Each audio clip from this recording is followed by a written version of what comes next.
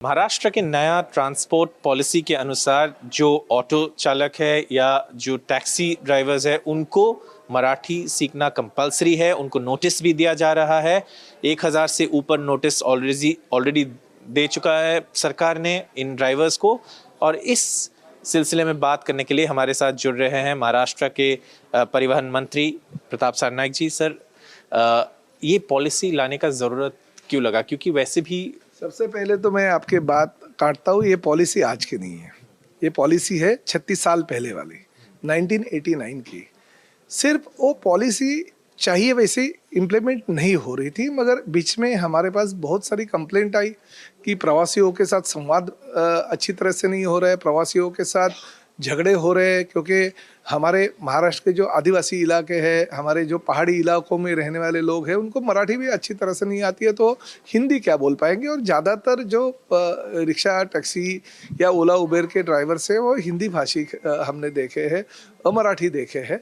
तो मैंने सिर्फ पॉलिसी में थोड़ा सा बदलाव किया कि नहीं, उनको भी मराठी थोड़ी सी सीखनी चाहिए। और 1989 के जो रूल में है वही हम इम्प्लीमेंट अभी कर रहे हैं कि आपको प्रवासियों के साथ उतना ही मराठी बोलना चाहिए जितना संवाद और भाषा की ज़रूरत होती है, जिसे हम टेम्पररी कहते हैं।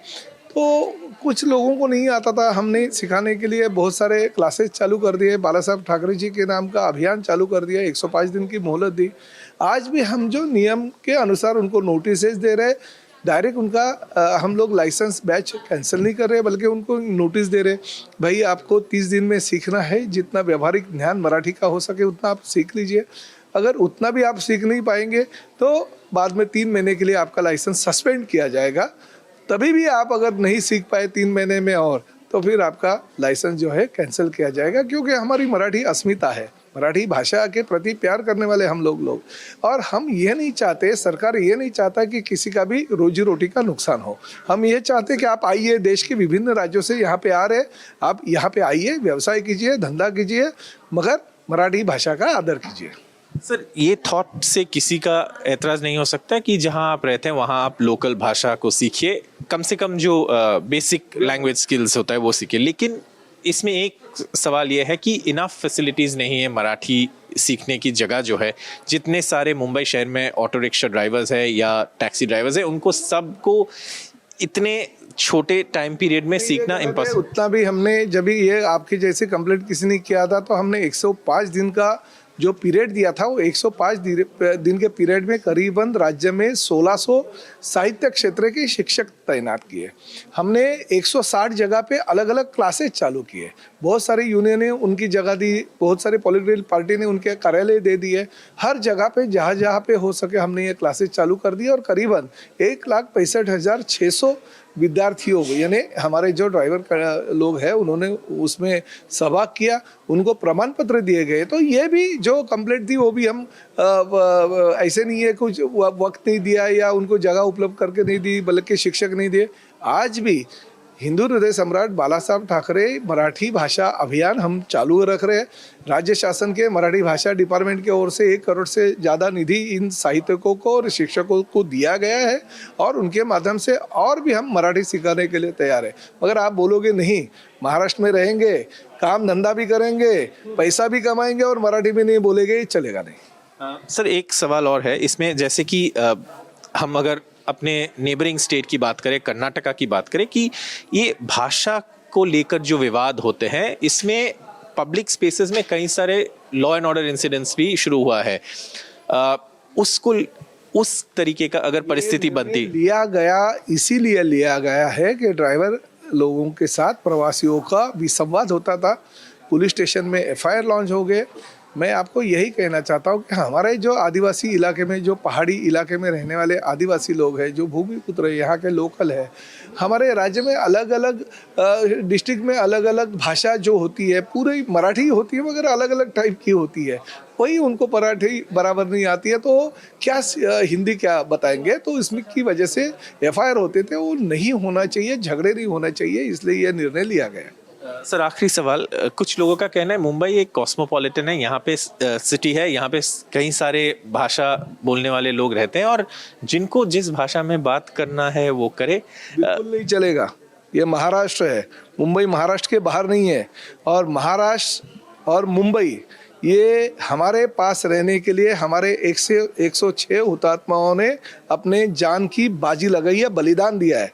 अगर कोई कहेगा कि मुंबई में हम आएंगे रोजी रोटी करेंगे, अरे आज देश के विभिन्न बाजों से आज भी आप आते हैं, आप भी दूसरे राज्य से आए हुए हो, आप रोजी रोटी कमाते हो, आप भी व्यवसाय करते हो, मगर मुजोरी अगर आप करेंगे और ऐसा कहेंगे नहीं हम मुंबई में आएंगे पैसा भी कमाएंगे और जो मांगता है वो करेंगे और मराठी भी नहीं बोलेंगे, चलेगा नहीं। है महाराष्ट्र की संस्कृति है, महाराष्ट्र का अभिमान है, मराठी भाषा हमारी अस्मिता है और इस मराठी को अभिजात भाषा का दर्जा देने के लिए शिवसेना प्रमुख बाला साहब ठाकरे जी ने बहुत मेहनत की है।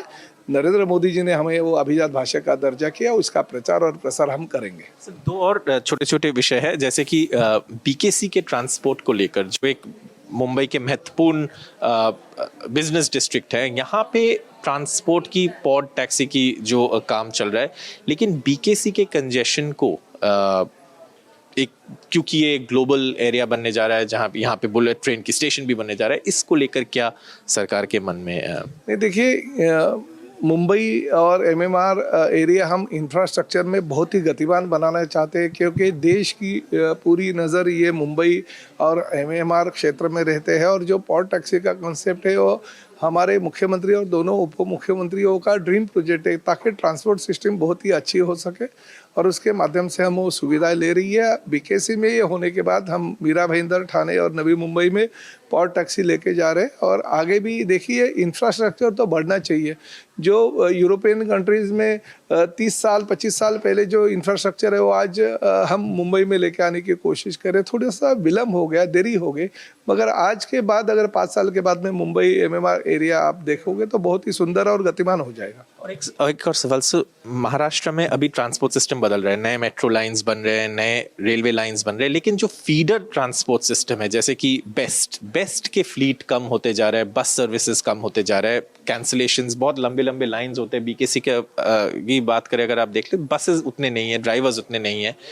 इसको लेकर ये बहुत सालों की प्रॉब्लम है, मैं ये नहीं कह रहा हूँ कि आज की प्रॉब्लम है, लेकिन ये प्रॉब्लम अभी और वर्स हो रहा है, इसको लेकर क्या? बसेस उतनी ही है, डेपो उतनी ही है, मगर दिन ब दिन मुंबई में ज़्यादा से ज़्यादा लोग नहीं आते जा रहे, इसलिए ट्रांसपोर्ट सिस्टम हम बढ़ाने की कोशिश कर रही है, मगर जितनी ट्रांसपोर्ट सिस्टम बढ़ा रहे उतने ही लोग ज़्यादा बड़े पैमाने पे आ रहे, इसलिए ये लोड ज़्यादा हो रहा है।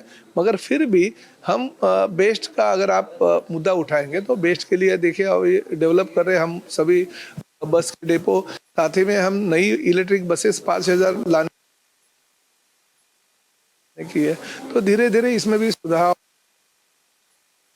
के माध्यम से हो रहा है। 5000 बसेस कब तक आ रहे हैं? जल्दी से जल्दी डिसीजन लिया गया बेस्ट की, जब यूनियन की बैठक हुई, मेरे ख्याल से आगे के 6-8 महीने में ये निर्णय हो जाएगा। एनडीटीवी से बात करने के लिए बहुत बहुत धन्यवाद।